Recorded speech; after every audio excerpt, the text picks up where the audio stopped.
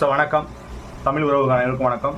So இந்த பதிவு எதுக்காக அப்படின்னு பார்த்தீங்கன்னா, ஸோ உங்கள் எல்லாருக்குமே தெரியும், இப்போ தமிழகத்தில் வந்து மிகப்பெரிய ஒரு துயர சம்பவம் போய்கிட்டு இருக்கு. ஸோ அந்த துயர சம்பவம் என்னன்னு பார்த்தீங்க அப்படின்னா, இந்த கள்ளக்குறிச்சி விஷசாராய சாவுகள் தான். ஸோ இந்த நிலை வரையும் வந்து பார்த்தீங்க அப்படின்னா கிட்டத்தட்ட 51 பேர் வந்து இறந்திருக்காதா சொல்கிறாங்க. ஓகேங்களா? ஸோ இந்த 51 பேர் இறந்ததுக்கு காரணம் வந்து யாருன்னு பார்த்தீங்கன்னா அப்படின்னா தமிழக அரசு தான் இதுக்கு முக்கிய காரணம். ஸோ அதில் எந்த மாற்று கருத்துமே கிடையாது. தமிழக அரசு தான் இதுக்கு வந்து பொறுப்பேற்கணும். ஓகேங்களா?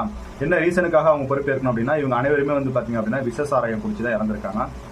ஸோ அந்த விஷசாராயம் வந்து கள்ளச்சாராயம் ஒரு ஏரியாவில் நடக்குது அப்படின்னா, அங்கே உள்ள போலீஸுக்கு, அங்கே உள்ள எம்எல்ஏவுக்கு, அங்கே உள்ள கவுன்சிலருக்கு, ஸோ இவங்களுக்குலாம் தெரியாமல் கண்டிப்பாக நடக்க வாய்ப்பே கிடையாது. ஒரு சாதாரண ஆள் வந்து பார்த்தீங்க அப்படின்னா கிட்டத்தட்ட சாராயம் விற்கிறதுக்கு வாய்ப்பே கிடையாது. ஸோ அவங்களுக்கு பின்புலமாக வந்து பார்த்தீங்க அப்படின்னா கண்டிப்பாக ஃபர்ஸ்ட் போலீஸ் இருப்பாங்க, அதுக்கப்புறம் வந்து பார்த்தீங்கன்னா அரசியல்வாதிகள் இருப்பாங்க. ஸோ இது ஒரு அரசியல் சப்போர்ட்டோட, அரசியல் ஆதரவோட தான் இந்த விஷசாராய வியாபாரம்